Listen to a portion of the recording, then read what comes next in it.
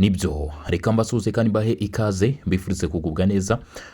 Ni amakuru yihutirwa cyane kuri tariki ya 27 z'ukwezi kwa gatanu umwaka wa 2026 atugezeho agaruka ku bijyanye n'ibimaze kubera muri Repubulika ya Demokarasi ya Kongo ku ikosa rikomeye cyane abarwanyi ba AFC 23 bamaze kuba bakora ndetse n'ingorane bamaze kuba bahura nazo nyuma yo gukora ayo makosa akomeye gutyo muri uyu mugoroba.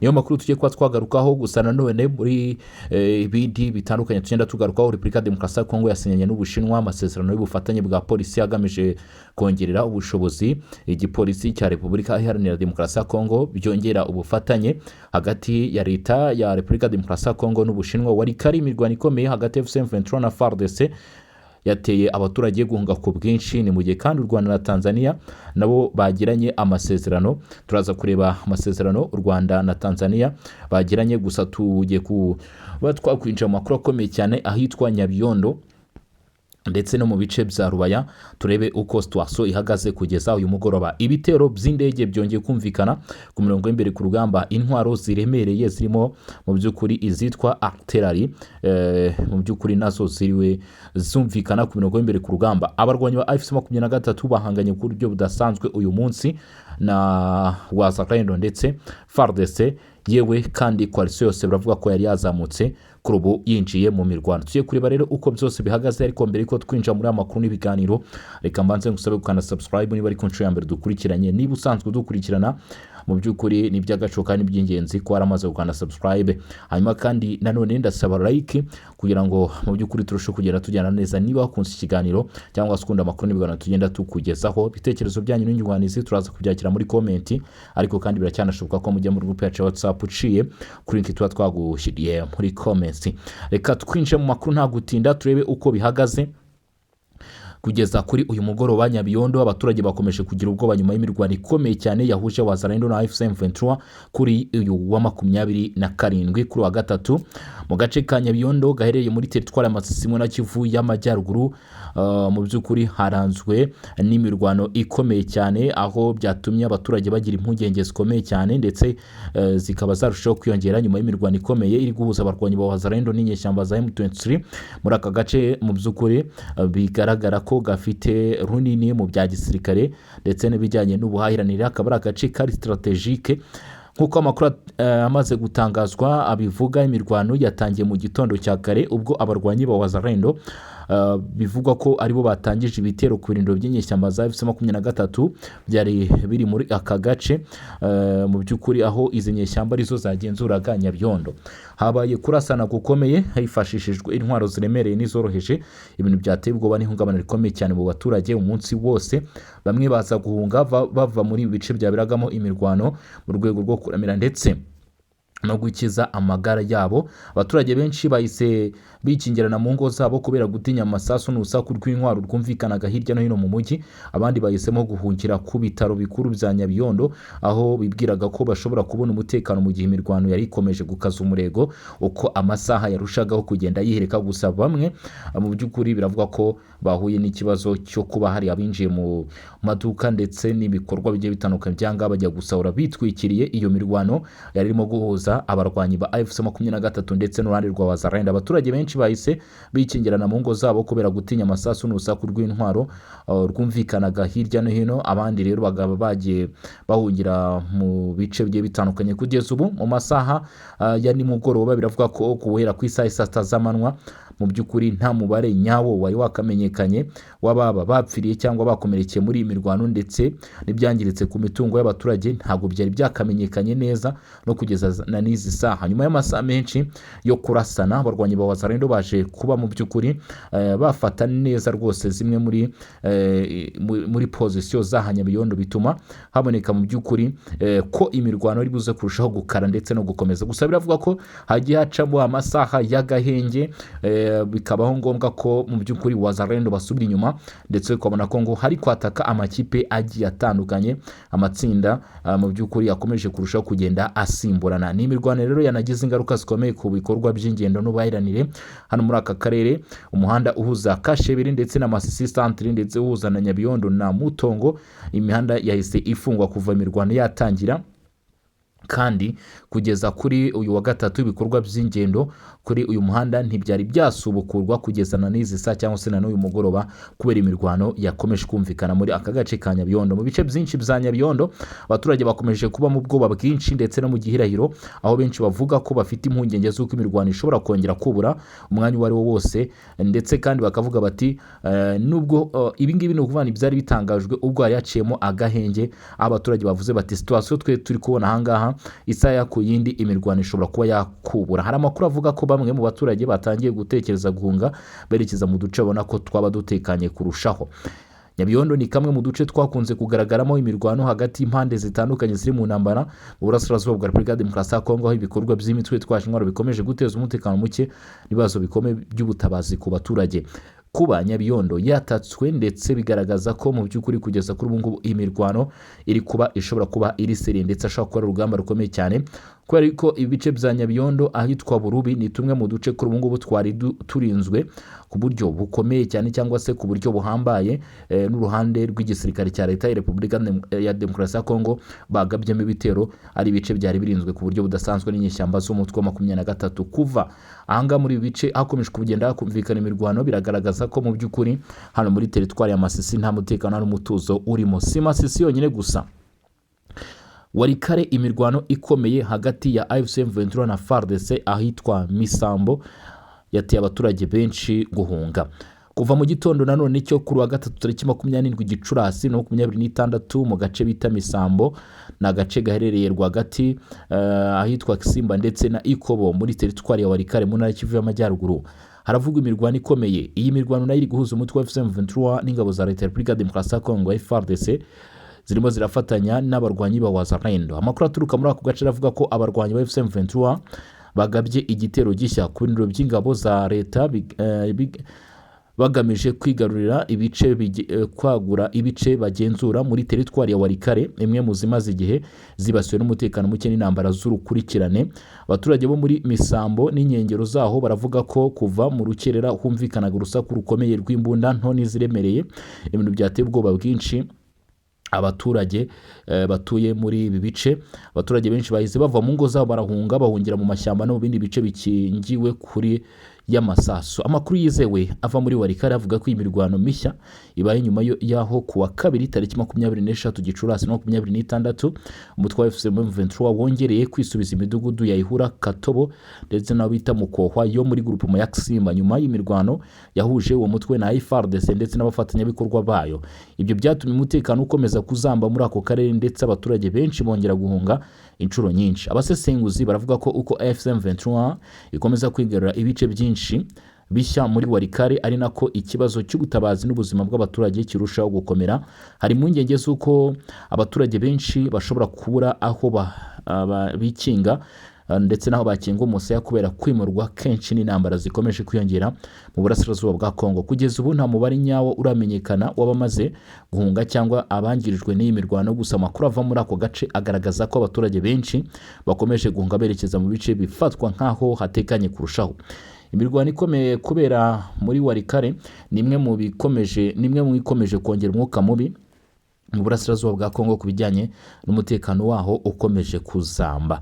Tuvuye kandi ku bijyanye n'imirwano, makuru yihutirwa cyane ari kumvikana, Repubulika ya Demokarasi ya Kongo ikomeje urugendo rw'imibanire n'ibindi bihugu ndetse no gukomeza mu by'ukuri umubano hagati y'ibihugu y'iki gihugu ndetse n'ibindi bihugu. Leta ya Repubulika ya Demokarasi ya Kongo biravuga ko yasinyanye n'Ubushinwa amasezerano y'ubufatanye bwa polisi agamije kongera ubushobozi y'igipolisi cya Repubulika ya Demokarasi ya Kongo PNC.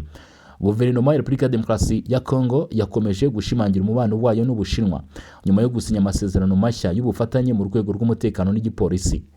Aya masezerano ni amasezerano agamije cyane cyane kongerera ubushobozi polisi y'igihugu ya Kongo PNC mu guhangana n'ibibazo bikomeje guteza umutekano muke birimo ubujura bwo mu mijyi, ubucukuzi bw'amabuye y'agaciro bukorwa mu buryo bwa magendu ndetse n'ibyaha bikorwa hifashishijwe ikoranabuhanga.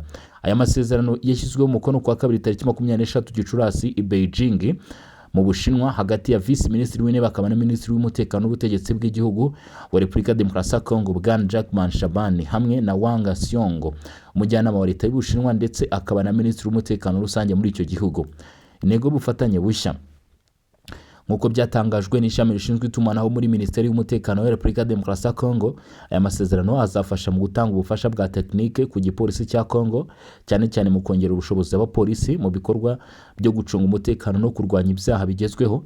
Mu by'ingenzi Ubushinwa buzafashamo harimo guhugura no kongera ubumenyi abapolisi ba Congo, gutanga ibikoresho by'ikoranabuhanga bifasha mu gucunga umutekano, gufasha mu kurwanya ubucukuzi bw'amabuye y'agaciro bukorwa mu buryo bunyuranyije n'amategeko, kurwanya ibyaha byo kuri interinete n'uburiganya bukoresha ikoranabuhanga, no gufasha mu guhangana n'ubujura n'ikorwa ry'andi mabi mu mijyi minini. Ubutegetsi bwa Kinshasa buvuga ko ibi biri mu murongo wa gahunda ya Perezida Felix Tshisekedi yo kubaka inzego z'umutekano zikomeye kandi zifite ubushobozi bujyanye n'igihe. Hashyizweho itsinda rihuriweho ryo gukurikirana ishyirwa mu bikorwa mu rwego rwo kwihutisha ishyirwa mu bikorwa ry'amasezerano. Impande zombi zashyizeho itsinda rihuriweho rizajya rikurikirana ibikorwa byose bizakorwa. Ku ruhande rwa Repubulika ya Demokarasi ya Congo, iri tsinda rizayoborwa n'umunyamabanga mukuru muri Minisiteri y'Umutekano n'Ubutegetsi bw'Igihugu, mu gihe ku ruhande rw'Ubushinwa rizaba riyobowe n'umuyobozi ushinzwe ubutwererane mpuzamahanga muri Minisiteri y'Umutekano y'Ubushinwa. Abasesenguzi bavuga ko gushyiraho iri tsinda bizafasha kugira ubufatanye budahera ku masezerano gusa, ahubwo habeho ibikorwa bifatika bishobora gutanga umusaruro mu gihe cya vuba. Ubushinwa bukomeje kwagura ijambo ryabwo muri Afurika. Aya masezerano aje yiyongera ku mubano umaze imyaka hagati ya Repubulika ya Demokarasi ya Congo n'Ubushinwa, cyane cyane mu bijyanye n'ubucukuzi bw'amabuye y'agaciro, ibikorwa remezo ndetse n'ishoramari. Ubushinwa ni kimwe mu bihugu bifite inyungu nyinshi muri Congo kubera umutungo kamere mwinshi icyo gihugu gifite. Mu myaka ishize Beijing yakomoje no kongera uruhare rwayo mu bijyanye n'umutekano muri Afurika, aho ishyigikira ibihugu bitandukanye mu guhugura inzego z'umutekano no gutanga ibikoresho. Hari ababona ko ubu bufatanye bushobora gufasha Congo gukomeza kuvugurura polisi yayo, cyane cyane mu gihe igihugu gihanganye n'ibibazo by'umutekano muke mu burasirazuba ndetse n'izamuka ry'ibyaha byo kuri interinete.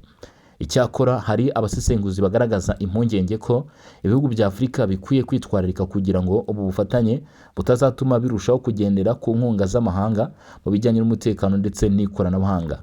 Kinshasa ivuga ko ari ubufatanye bwa bose bungukiramo. Minisiteri y'Umutekano ya Repubulika ya Demokarasi ya Congo yatangaje ko aya masezerano agaragaza ubushake bwa guverinoma ya Congo bwo kubaka n'Ubushinwa ubufatanye bwihariye bwa bose bungukiramo. Ubutegetsi bwa Perezida Tshisekedi buvuga ko kongera ubushobozi polisi y'igihugu ari imwe mu nkingi z'ingenzi zigamije gusubiza icyizere abaturage no gukomeza kubaka igihugu gifite umutekano ndetse n'ituze. Mu yandi makuru y'ingenzi ku bijyanye n'amasezerano hano muri aka karere ka Afurika y'ibiyaga bigari, u Rwanda rwasinyanye amasezerano na Tanzania, n'amasezerano bagiranye yo kwagura ndetse no kwegereza serivisi i Kigali ku bijyanye n'icyambu cya Dar es Salaam. Ni mu rwego rwo kurushaho guteza imbere ubuhahirane hagati y'ibihugu byo mu karere no kugabanya ibibazo by'ikorwa ry'ubwikorezi bw'ibicuruzwa. Ahanga niho u Rwanda na Tanzania byashyize umukono ku masezerano azatuma hafungurwa ibiro by'ikigo gishinzwe ibyambu muri Tanzania i Kigali. Aya masezerano yashyizweho umukono tariki 25 Nyakanga 2025, akaba ateganyijwe gutangira gushyirwa mu bikorwa byuzuye mu mwaka w'ingengo y'imari wa 2026-2027. Intego nyamukuru ni uguhindura no koroshya uburyo abacuruzi n'abatumiza ibicuruzwa mu Rwanda bakoresha icyambu cya Dar es Salaam, kimwe mu byambu by'ingenzi igihugu cy'u Rwanda gishingiraho mu kwinjiza no gusohora ibicuruzwa. U Rwanda nk'igihugu kidakora ku nyanja rusanzwe rushingira ubucuruzi bwarwo ku miyoboro ibiri minini y'ubwikorezi. Hari inzira y'amajyaruguru icyitwa Northern Corridor inyura ku cyambu cya Mombasa muri Kenya ikanyura muri Uganda mbere yo kugera mu Rwanda, ndetse n'inzira yo hagati icyitwa Central Corridor aho ibicuruzwa biva ku cyambu cya Dar es Salaam muri Tanzania bikinjira mu Rwanda binyuze mu muhanda. Ibicuruzwa byihutirwa cyangwa bifite agaciro gakomeye bikunze kunyuzwa mu ndege zikoresha ikibuga mpuzamahanga cy'indege cya Kigali. Impamvu aya masezerano afite akamaro gakomeye ku gihugu kidakora ku nyanja nk'u Rwanda, kugabanya ikiguzi cy'ubwikorezi no koroshya inzira zitangwa rya serivisi ni kimwe mu bintu by'ingenzi bifasha ubukungu gukomeza kwiyubaka ndetse no guhangana ku isoko mpuzamahanga.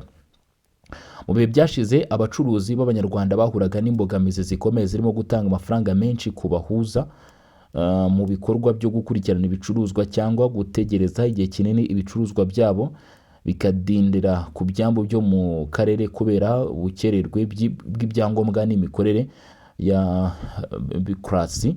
Gushyira serivisi z'icyambu Dar es Salaam i Kigali bivuze ko abacuruzi bazajya babona serivisi nyinshi batiriwe bajya muri Tanzania. Ibi kandi biha imbaraga cyane inzira yo hagati Central Corridor kuko ishobora gutanga serivisi zihuse kandi zoroshye ugereranyije n'inzira y'amajyaruguru inyura mu bihugu byinshi. Biteganyijwe ko ibi bizagabanya igihe n'amafaranga byakoreshwaga mu gutumiza no kwakira ibicuruzwa, bityo n'ibiciro by'ibicuruzwa ku masoko yo mu Rwanda bikazagenda bigabanuka.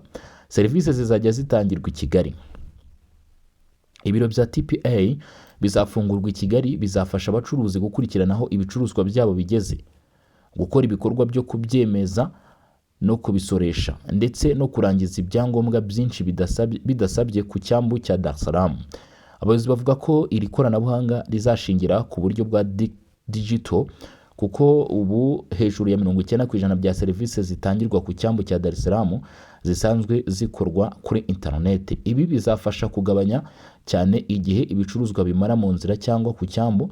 Hari amakuru avuga ko igihe cyo gutunganya no gusohora ibicuruzwa kizagabanuka hejuru ya 80% ugereranyije n'izindi nzira zisanzwe zikoreshwa mu karere.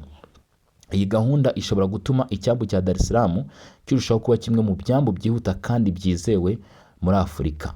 Umubano mwiza hagati y'ibihugu byombi nawo wakomojweho. Aya masezerano aje akurikira ibikorwa byinshi bya diplomasi hagati y'u Rwanda na Tanzania mu mezi ashize byagiye bikorwa. Muri Gicurasi uyu mwaka Perezida Paul Kagame yagiriye uruzinduko muri Tanzania aho yagiranye ibiganiro byihariye na Perezida Samia Suluhu Hassan. Nyuma yaho gato Perezida Samia nawe yasuye Kigali tariki 19 Gicurasi mu nama mpuzamahanga yiga ku ikoreshwa ry'ingufu za nuclear. Abasesenguzi bavuga ko umubano mwiza hagati y'ibihugu byombi ushobora gukomeza guteza imbere ubuhahiranire, ishoramari ndetse n'ibikorwa remezo byunganira ubucuruzi mu karere ka Afurika y'Iburasirazuba. Icyizere ku bacuruzi b'Abanyarwanda, ku bacuruzi n'abashoramari bo mu Rwanda. Ifungurwa ry'ibiro bya TPA i Kigali rifatwa nk'intambwe ikomeye izafasha kugabanya ikiguzi cyo kugura ubucuruzi no koroshya uruhererekane rw'itangwa ry'ibicuruzwa. Biteganyijwe kandi ko iyi gahunda izafasha kongera umuvuduko w'ubucuruzi hagati y'u Rwanda na Tanzania ndetse ikanarushaho guhuza ibihugu bigize umuryango wa Afurika y'Iburasirazuba EAC mu rwego rw'ubukungu ndetse n'ubwikorezi. Abari mu Minembwe bakomeje kugaragaza ko kugeza kuri ubu ngubu babangamiwe ku buryo budasanzwe n'ibitero bya drone bikomeje kugabwa muri utwo duce, mu gihe umutekano ukomeje kurushaho kuzamba. Mu gihe umutekano ukomeje kuzamba mu bice bitandukanye byo misozi miremire ya Minembwe ndetse na Hopreto, umwe mu baturage batuye muri ibyo bice byo mu murenge mu ntara ya Kivu y'Amajyepfo yahaye amakuru atandukanye, yashyize amakuru atandukanye avuga ko ibitero bikomeje kugabwa na za drone muri Repubulika Demokarasi ya Kongo zifatanyije n'ingabo z'u Burundi wazanye FDLR. Avuga ko ibyo bitero bikomeje guteza ibihombo bikomeye ku baturage ndetse no kwangiza ibikorwa remezo by'abasivile. Uyu muturage rero ngo avuga ko ibi bikorwa by'imirwano ndetse n'ibitero bya drone byakomeje kugenda bituma benshi mu batuye muri ibi bice bafata iya mbere bagahunga mu rwego rwo gutinya ingaruka zishobora kuba zabageraho ndetse n'ibishobora kuba byabaho bitewe n'iyo mirwano yakomeje kugenda yumvikana mu bice bigiye bitandukanye byangaha muri Kivu y'Amajyepfo. Rero hakaba hakenewe imbaraga nyinshi zigomba gushyirwamo. Uyu muturage yavuze ko ibitero bimaze imbitsi bikorwa mu buryo bwikurikiranya cyane cyane mu masaha y'ijoro. Abaturage bavuga ko babayeho mu bwoba n'ihungabana rikomeye bitewe n'urusaku rw'amasasu ndetse n'iturika ry'ibisasu by'indege za drone. Bamwe mu baturage bavuga ko mu by'ukuri bikomeje kugenda biteza ibibazo bikomeye cyane ku baturage, harimo aho amashuri yahagaze ndetse bimwe mu bikorwa remezo birimo n'ibitaro bikaba bivuga ko byangijwe n'ingaruka z'ibyo bitero, nk'uko amakuru atandukanye agenda bivuga. nk'uko ubutumwa bwe bubivuga ngo amasarenga 15 amaze kwangizwa cyangwa gushya kubera ibi bitero, mu gihe abantu 5 bamaze gukomereka barimo abagabo babiri, umugore umwe ndetse n'umwana umwe. Yavuze ko abakomeretse bose ari abasivili b'abanyamurenge batuye muri utu duce twibasiwe. Uyu muturage agira ati amazu, drone z'ingabo za FARDC n'abambari bayo batwitse ku wa mbere mu by'ukuri saa 8. Ahahiye niyo mihana ya Rudabagiza, Gakenke ndetse n'aho bita Rundu.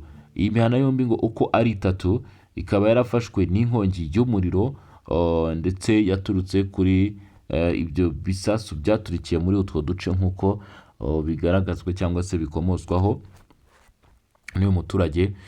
Avuga ati rwose ahangaha muri iki gice hakenewe mu by'ukuri ko ibitero bihagarikwa.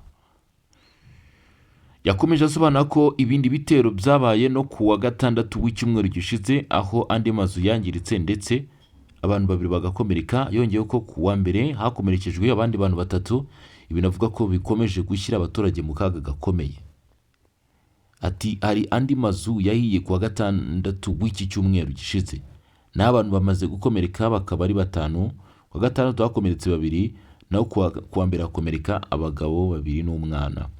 Abaturage bavuga ko iki kibazo gikomeje gukaza umurego, ari uko ibitero bikorwa cyane nijoro bigatuma benshi batongera gusinzira cyangwa gukora ibikorwa byabo bya buri munsi mu mutekano usesuye. Hari amakuru avuga ko bamwe mu baturage batangiye guhunga berekeza mu bice bifatwa nk'atekanye kurushaho, gusa n'ubundi ngo bikaba ay'ubusa kuko ibice byinshi hano muri Kivu y'Amajyepfo byakomeje kugenda bisatirwa n'iyi mirwano, ndetse bikagaragara ko mu by'ukuri ibitero byanga muri Kivu y'Amajyepfo bisa nkaho bidateze guhagarara vuba, kubera mu by'ukuri bigaragara ko hakomeje kugenda hanifashwamo intwaro ziremereye cyane. Mu butumwa bwe uyu muturage yashimangiye ko abaturage bo muri Minembwe bamaze guhura n'ihungabana rikomeye kubera uko ibitero bikomeje kuba byinshi kandi nk'uko abivuga bikibasira ahantu hatuwe n'abasivile. Yagize ati rwose iwacu umutekano uhagaze nabe cyane, drone iri kurasa mu ijoro ikarasa bukarinda wicya. Abaturage bamaze kwamuka kubera izo drone z'ingabo FARDC n'abambari bayo barimo ingabo z'u Burundi na Wazalendo FDLR. Kugeza ubu nta rwego rwa leta ya Kongo cyangwa urw'ingabo zivugwa muri ayo makuru ruratangaza icyo ruvuga kuri ibyo birego abaturage bakomeje gutanga. Gusa abaturage bo muri utu duce bakomeje gusaba imiryango mpuzamahanga n'abaharanira uburenganzira bwa muntu gukurikirana ikibazo cy'umutekano muke n'ingaruka z'imirwano bikomeje kumvikana hano muri ibi bice, ndetse binagira ingaruka zikomeye cyane ku baturage b'abasivile batuye muri ibyo bice. Abaturage rero bakaba bavuga ko cyangwa se bakakomeje gutangaza ko barimo kugorwa ku buryo bukomeye cyane n'ibitero by'indege by'umwihariko za drones bikomeza kugenda byumvikana hano muri tuno duce tugiye dutandukanye two muri Kivu y'Amajyepfo. Rero nk'uko bigenda bigarukwaho mu buhamya butangwa n'abaturage bavuga bati ibintu birimo kurushaho gukara.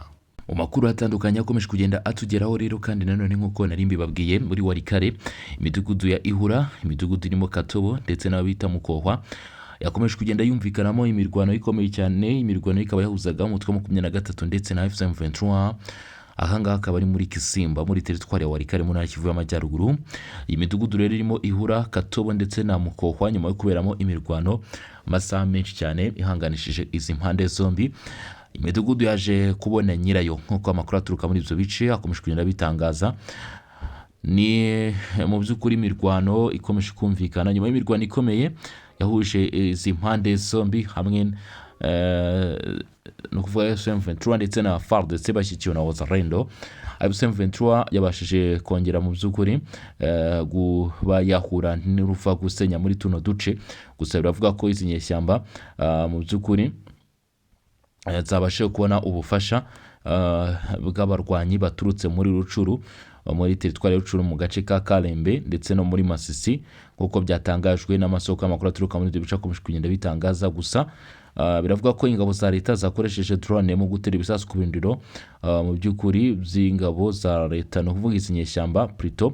Nubwo FARDC na Wazalendo bagerageje gukomeza kwihagararaho, biravuga ko mu by'ukuri hari bimwe mu bice basubiye inyuma, ariko kandi masoko atandukanye akavuga ko mu by'ukuri ingabo za leta nabo bafatanyije bagifite ibindiro byabo mu duce twa Ngambi ndetse nabo bita Buhimba two mu gace ka Banamurema ho muri ibi bice nk'uko amakuru aturuka yakomeza kugenda bitangaza. Gusa bikaba bigarukaho ko imirwano yakomeje kugenda yumvikana cyangwa se imirwano yaje kumvikanamo intwaro ziremereye cyane ndetse n'ibisasu bikomeye nk'uko amakuru akomeza kurushaho kugenda tugeraho, arushaho kugenda bitangaza cyangwa se arushaho kugenda bigaragaza. Gusa kugeza kuri iyi nshuro nk'uko natangiye mbikubwira, bamwe mu barwanya ba 23 ndetse n'abashyigikira uruhande bagaragaje gahunda yo kwigamba gusubiza inyuma ibitero by'umutwe wa 23 kuri inshuro. Gusa bamwe bakavuga ko ibi mu by'ukuri bidakwiye kwizerwa. Kuva mu gitondo cyo kuri 27 Gicurasi, uduce dutandukanye muri teritwari ya Masisi turi kuberamo imirwano ikaze. Gusa M23 yaje kwigamba gusubiza inyuma uruhande rwa leta. Muri imirwano iri kubera mu ntera y'ibirometero bibarirwa muri 15 uvuye centre Rubaya, ingabo za Repubulika Demokarasi ya Kongo zirimo gufatanya na Wazalendo.